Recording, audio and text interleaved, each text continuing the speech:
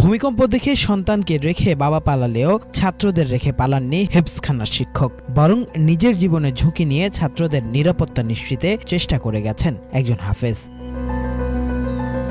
শুক্রবার ভূমিকম্পের সময় রাজধানীর বসুন্ধরা আবাসিক এলাকার রাবা আইডিয়াল ক্রিয়েটিভ মাদ্রাসায় ঘটেছে এই ঘটনা। মাদ্রাসাটির হেফজ শাখার সিসিটিভি ক্যামেরায় শিক্ষকের এই দায়িত্বশীলতার চিত্র ফুটে ওঠে।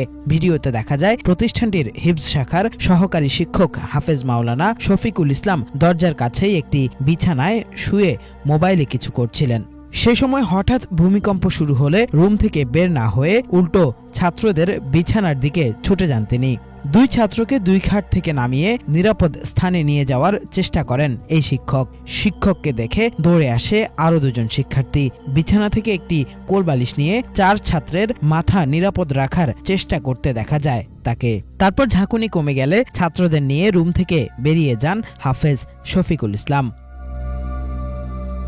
ভিডিওটি সামাজিক যোগাযোগ মাধ্যমে ছড়িয়ে পড়ার পর প্রশংসায় ভাসছেন এই শিক্ষক। এই ভিডিওটি প্রকাশ করে অনেকে ভূমিকম্প দেখে সুপার শপে সন্তানকে ফেলে বাবার দৌড় দেওয়ার সেই ভিডিওর সঙ্গে তুলনা করছেন। হাফেজ মাওলানা শফিকুল ইসলাম বলছেন, এই শিক্ষার্থীরা তাদের কাছে আমানত, তাই আমানতের যথাযথ সংরক্ষণ করতেই নিজে ঝুঁকি নিয়ে ছাত্রদের বাঁচানোর চেষ্টা করেছেন।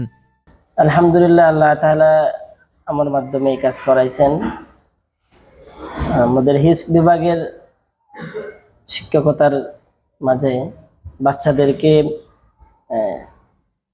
বাপ মার সমতুল্য আদর করা, যত্ন নেওয়া, এটা আমাদের দায়িত্বের ভিতরে পড়ে। সেই দায়িত্বের জায়গা থেকে বাচ্চাদেরকে আগলিয়ে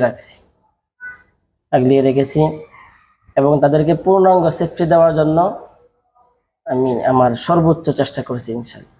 নিজের জীবনের ঝুঁকির মধ্যেও ছাত্রদের প্রাণ বাঁচাতে শিক্ষকের এই মহানুভবতার চিত্র দৃষ্টান্ত হয়ে থাকবে বলে মনে করেন নেটিজেনরা।